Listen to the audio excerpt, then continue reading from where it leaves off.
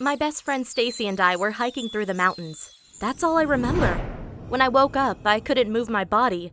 I only heard my parents cry. The doctor said she's brain dead. She will never wake up. Stop saying that. The doctors could be wrong. Then my boyfriend Francis visited me. I know you can't hear me, but I'm breaking up with you. Tomorrow would have been our 3rd-year anniversary, but I can't give up my future for you. I'm sorry. It's over. Wow, I was in a coma for a week and my boyfriend already dumped me? I wanted to stand up and punch him into a coma too, but it was hopeless. Just to feed me, doctors had to push a tube down my gullet, and it hurt so much. But then came the big shocker. Stacy finally visited me. Maybe she would tell me what happened during our hike. There you are, looking beautiful as always. She sounded so creepy I got goosebumps. The doctors say you were brain dead. That's too bad. All those years you had the perfect life. Beauty, good grades, a handsome boyfriend. But then you had an accident. Someone accidentally pushed you down a cliff. You hit your head against a rock and fell into a coma. Some call it tragic, but I think you got what you deserved. All those years I had to listen to you brag about going to parties and meeting guys. Why did you never invite me? Oh yeah, I'm just your boring best friend. Well, last week I met up with your ex-boyfriend Francis and we kissed. This Friday, he's coming over for a sleepover. He really loves me. Wow, had I been such a bad friend that I deserved to be pushed down a cliff? No. The reason I didn't take Stacy to parties was that she always picked fights with other girls when she got drunk. Now her craziness has ruined my life and she didn't show one bit of remorse. For weeks, I dreamed of breaking into her house and taking revenge.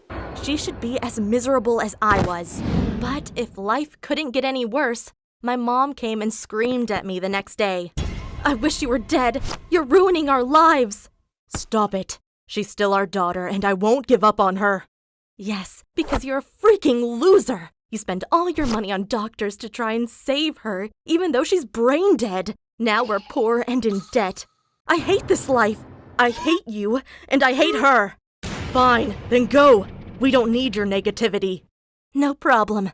I'll send you the divorce papers tomorrow. My mom never came back to visit me, and I felt so guilty, like it was my fault my parents split up. If I could have ended my life, I would have done it, so my dad could move on. But instead, he hired a new doctor, a leading expert on coma patients. He did a PET scan to measure how much sugar my brain was using and concluded I wasn't brain dead. My dad was even able to ask me questions. If I wanted to answer yes, I had to imagine throwing a baseball so the monitor would light up.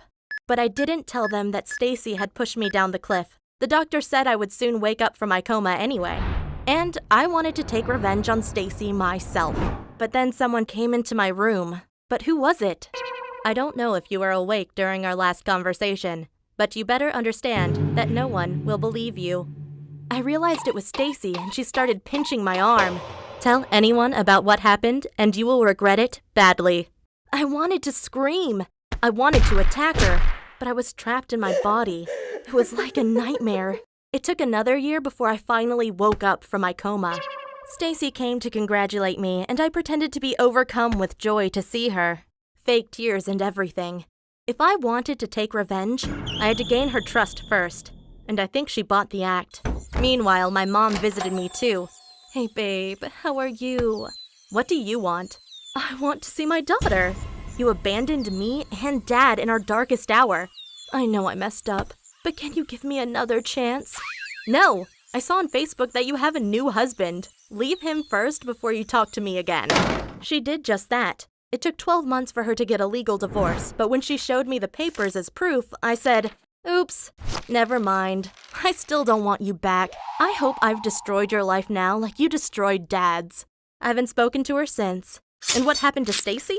Well, for months I had murderous revenge fantasies, but no way would I go to prison for her. Instead, I told her boyfriend Francis that Stacy pushed me down a cliff. He didn't quite believe it, but agreed to an experiment.